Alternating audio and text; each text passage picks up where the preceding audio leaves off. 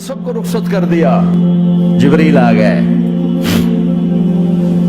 یا رسول اللہ موت کا فرشتہ دروازے پر ہے, اندر آنے کی اجازت چاہتے. ہاں, جہاں موت پوچھ کے جائے کس ہستی کو بھلایا ہے, چند پاؤنڈ کے پیچھے جہاں موت پوچھ کے جائے.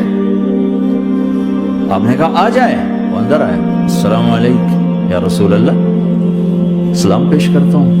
میں نے آج تک کسی کو سلام نہیں کیا, آپ پہلی ہستی ہیں جنہیں سلام کر رہا ہوں. میں نے آج تک نہیں کسی کو سلام کیا. یا رسول اللہ آپ پہلی ہستی ہیں. اللہ نے کہا پوچھ کے اندر جانا, بن پوچھے نہ جانا. یا رسول اللہ مجھے حکم ہے کہ آپ سے پوچھوں, آپ جانا چاہیں تو میں لے جاؤں, اور رہنا چاہوں تو میں چھوڑ کے واپس چلا جاؤں. طارق جمیل سے کوئی پوچھے, آپ سے کوئی پوچھے, پوچھا جا رہا ہے, موت پوچھ رہی کہ آؤں کہ نہ آؤں. تو آپ نے کہا اگر میں اجازت دے دوں تو میری جان نکالو گے؟ کہاں جی نکالوں گا. تو آپ نے جبریل کو دیکھا, کیا کہتے ہو, کیا کہتے ہو؟ تو جبریل نے عرض کی یا رسول اللہ اللہ آپ کی ملاقات کے شوق میں. او میرے بھائیو بہنوں, ایسی موت مانگو اللہ سے, جب جا رہے ہیں تو اللہ خوش ہو رہا. ایسی موت نہ ہو جیسے بھاگا ہوا مجرم پکڑا جاتا ہے, ہتھکڑیاں لگا کے جیل میں لے جایا جا رہا ہے. ایسی موت مانگو اور ایسی زندگی گزارو.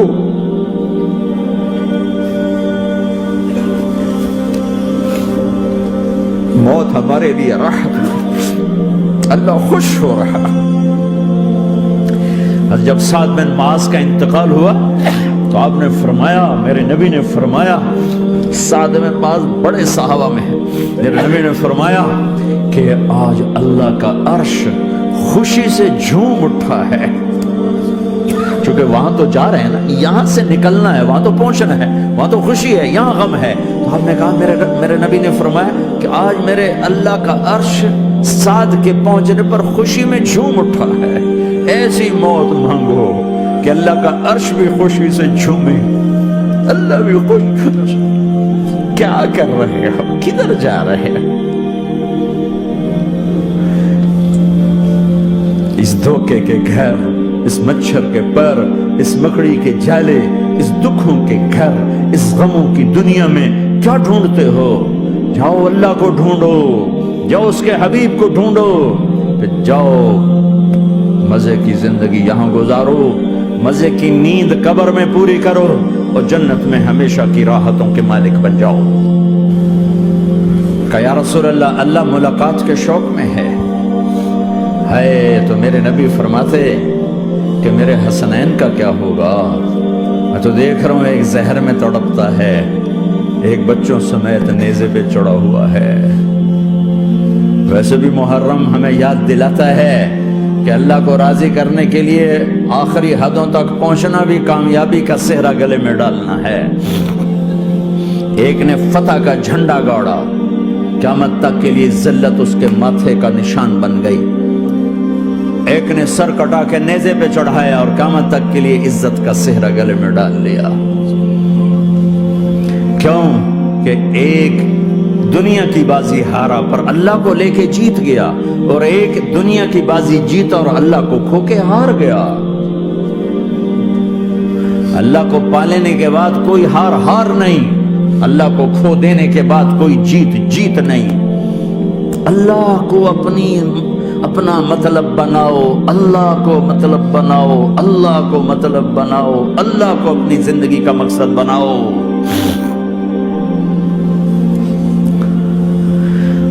جبریل واپس جاؤ اور اللہ سے پوچھ کے آؤ میرے بعد میری امت کے ساتھ کیا کرے گی. واہ یا رسول اللہ. ہر کوئی اپنے بچوں کے لیے پریشان ہوتا ہے کہ میرے بچوں کا کیا بنے گا. آپ کہہ رہے ہیں میری امت کے ساتھ کیا کرے گا میرا اللہ. جاؤ اللہ سے پوچھ کے میں پھر جواب دوں گا. واپس گئے, جواب آیا کہ اللہ کہہ رہے ہیں کہ ساتھ دوں گا. میرے رب کی عزت کی قسم اور لاکھوں کروڑوں درود و سلام ہوں اس کملی والے پر, اگر آپ یہ سوال نہ اٹھاتے آج میں اور تم بھی بندر خنزیر ہوتے. بیچ میں وہ حائل ہو گئے، ان کے آنسو، ان کی دعائیں. مچھلی کھانے پر اللہ تعالیٰ نے موسیٰ علیہ السلام کی قوم کو، پورے شہر کو بندر بنا دیا. مچھلی کھانا کون سا گناہ ہے؟ اللہ نے کہا بس ہفتے کو نہیں کھانی، کھاؤ اتوار پیر منگل بدھ جمعہ جمعہ کھاؤ، ہفتہ نہیں. مگر نہیں کھائیں گے، کھایا، اللہ نے بندر بنا دیا. شراب پینا مچھلی کھانے سے بڑا گناہ ہے، اور بیچنا اس سے بھی بڑا گناہ ہے، اور نشے کی چیزیں بیچنا اس سے بھی بڑا گناہ ہے، ماں باپ کی نافرمانی اس سے بھی بڑا گناہ ہے. میرے نبی سے پوچھا گیا یا رسول اللہ قیامت کب آئے گی؟ کہ اللہ کو پتا ہے. کہ کوئی نشانی بتا دیں، کوئی نشانی بتا دیں. تو آپ نے فرمایا جب ماؤں کو ذلیل کیا جائے گا قیامت آ جائے گی. یہ تو اس کی دعائیں ہیں، بیچ میں آ کے کھڑی ہو جاتی ہیں. اللہ تعالیٰ نے کسی کو بندر بنایا، کسی کو خنزیر بنایا، کسی کو زمین میں دھسایا، کسی کو پانیوں میں بہایا، کسی کو ہواؤں سے اڑایا، کسی پر آگ کو برسایا، کسی پر بجلیوں کی چمک کو سے ان کو راکھ کیا. کب میرے رب نے کیا کچھ نہیں کیا. وَكَمْ أَهْلَكْنَا مِنَ الْقُرُونِ مِنْ بَعْدِ نُوحٍ وَكَفَى بِرَبِّكَ بِذُنُوبِ عِبَادِهِ خَبِيرًا بَصِيرًا. کیا کچھ نہیں ہوا ہمارے ساتھ، وہ کچھ کیوں نہیں ہوا کہ وہ کملی والے کی دعائیں ہیں، دعائیں ہیں، دعائیں ہیں، رونا دھونا ہے، امتی امتی. اچھا چلو یہ تو دنیا ہو گئی، آپ نے یاد رکھا. میدان معاشر میں میرے نبی نے فرمایا جب جہنم کو لایا جائے گا اور ایک چیخ مارے گی، کوئی کسی کو یاد نہیں کرے گا، سب بھول جائیں گے. ہر ایک کی زبان کے آپ نے مشہور لفظ سنا ہوگا نفسی نفسی. جب جہنم آئے گی تو ایک چیخ مارے گی، وہ کئی بلین فرشتے اس کو پکڑ کے لا رہے ہوں گے، اور وہ ان کے ہاتھوں سے نکل رہی ہوگی، اور اس کی آگ کے شعلے اور اس کا دھواں اور اس کی چیخ اور اس کی آواز. تو جب وہ قریب آئے گی تو اس کے آواز پر سارے مرد عورت زمین پر گریں گے اور سب کہیں گے یا رب نفسی نفسی، یا رب نفسی نفسی، یا رب نفسی نفسی. یا اللہ میری جان، میری جان، ماں نہیں، ابا نہیں، بیوی نہیں، بچے نہیں، بھائی نہیں، میری جان. چلو میں تو آپ عام لوگ ہیں، انبیاء نبی کہیں گے یا اللہ میری جان. ابراہیم خلیل جیسے کہیں گے یا اللہ میں کسی کا سوال نہیں کرتا، باپ کا بھی نہیں کرتا، میری جان. اور عیسیٰ علیہ السلام جیسی ہستی کہیں گے یا اللہ میں اپنی ماں مریم کا بھی سوال نہیں کرتا، میری جان، میری جان. عیسیٰ علیہ السلام سے لے کر آدم علیہ السلام تک نفسی نفسی. نوح علیہ السلام نفسی نفسی. یحییٰ زکریا باپ بیٹا ہیں لیکن نفسی نفسی. سلیمان داؤد باپ بیٹا ہیں لیکن نفسی نفسی. یوسف یعقوب باپ بیٹا ہیں لیکن نفسی نفسی. یعقوب و اسحاق باپ بیٹا ہیں لیکن نفسی نفسی. اسحاق ابراہیم باپ بیٹا ہیں لیکن نفسی نفسی. اسماعیل ابراہیم باپ بیٹا ہیں لیکن نفسی نفسی. یہ نبیوں کا حال ہے، میرا کیا حال ہوگا؟ لیکن اسی ہنگامے میں جب ہر مرد عورت کہے گا نفسی نفسی، ایک آواز ابھرے گی امتی امتی. ایک آواز آئے گی امتی امتی. ایک دکھ بھری، ایک درد بھری آواز آئے گی امتی امتی. سننے والے حیران ہوں گے یہ کون ہے، یہ کون ہے جو اپنے آپ کو نہیں مانگ رہا، اپنی امت کو مانگ رہا ہے، یہ کون ہے؟ جب آواز کی طرف نظریں لگیں گی، او یہ تو محمد الرسول اللہ ہے، جھولی پھیلی ہوئی ہے، ہاتھ اٹھے ہوئے ہیں، اے رب میری امت.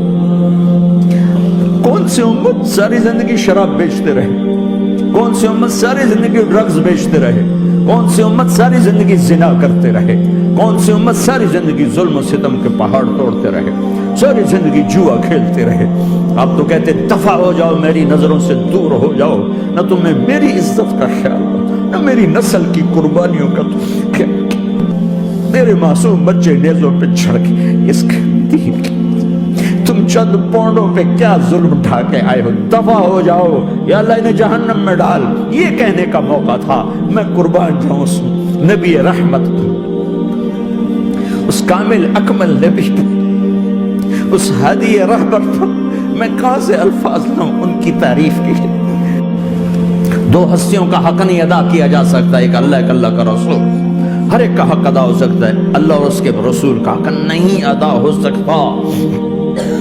وہ کہتے جا اللہ ان کو آگ میں ڈال دے، انہوں نے نہ مجھے دیکھا، نہ میرا گھر دیکھا، نہ میرے پیٹ پہ پتھر دیکھے، نہ میرا راتوں کو تڑپنا دیکھا، نہ میرا مچلنا رونا دیکھا، نہ احد میں ٹوٹے دانت دیکھے، نہ طائف میں بکھرا خون دیکھا، نہ کربلا میں اولاد کے سر نیزوں پہ چڑھے دیکھے۔ دفعہ دور کر دے میری آنکھوں سے، میں قربان جو اس نبی رحمت پر۔ کہہ رہے ہیں یا اللہ میری امت، یا اللہ میری امت، یا اللہ میری امت، یا اللہ میری امت، نہ یہاں بھلایا نہ وہاں بھلایا۔ آپ کے لیے ممبر آئے گا، میرے حبیب بیٹھو، تو آپ کہیں گے اب مجھے خیال آئے گا اگر میں بیٹھا تو یہ مجھے لے کے جنت میں نہ چلا جائے، اور اللہ کہہ رہا بیٹھو تو میں کیا کروں گا؟ میں خود زمین پہ کھڑا رہوں گا، ممبر پہ ہاتھ رکھ دوں گا۔ کہہ رہا تیری مان لی، میں ہاتھ رکھا ہوا ہے، لیکن میں بیٹھوں گا نہیں کہ میں اپنی امت کا آخری حساب کروا کے ہی جاؤں گا، ایسے نہیں جاؤں گا۔ اور ایسی شفقت و محبت آپ کہیں گے یا اللہ کہ میری امت کا حساب میرے حوالے کر، میں لوں گا، تو نہ لے، میں لوں۔ تو اللہ تعالیٰ فرمائیں گے آپ کیوں لینا چاہتے ہیں؟ کہیں گے میں اس لیے لینا چاہتا ہوں کہ ان کے جتنے عیب ثواب ہیں نا وہ کسی کو پتہ نہ چلے، تو میرے سامنے آ جائیں تو ان کو شرمندہ نہ ہونا پڑے، تو میں قربان جاؤں۔ پھر وہ رب محمد ہے، اس نے اپنے حبیب کی لاج رکھنی ہے، وہ کہیں گے میرے محبوب اگر آپ ان کا حساب لیں گے اور آپ ان کے گناہ دیکھیں گے تو پھر ان کو آپ سے تو بڑی شرم آئے گی، نہیں میں آپ کو بھی نہیں دیتا، میں ان کا حساب پردے کے پیچھے لوں گا، کسی کو پتہ نہیں چلنے دوں گا۔